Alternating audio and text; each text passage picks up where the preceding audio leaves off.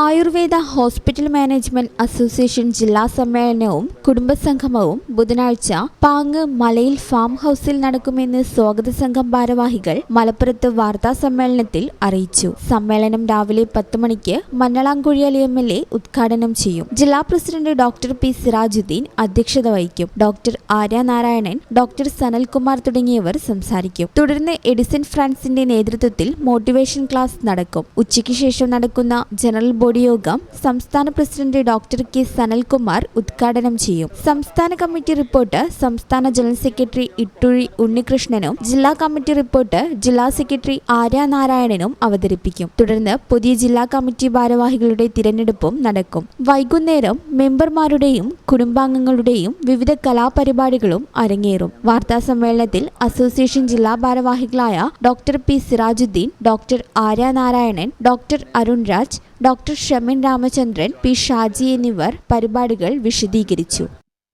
ഈ channel news Malappuram. ഞങ്ങളെപ്പറ്റി നിങ്ങൾക്കല്ലേ കൂടുതൽ അറിയുന്നത്? പരിശുദ്ധിയുടെ സുവർണ പാരമ്പര്യം.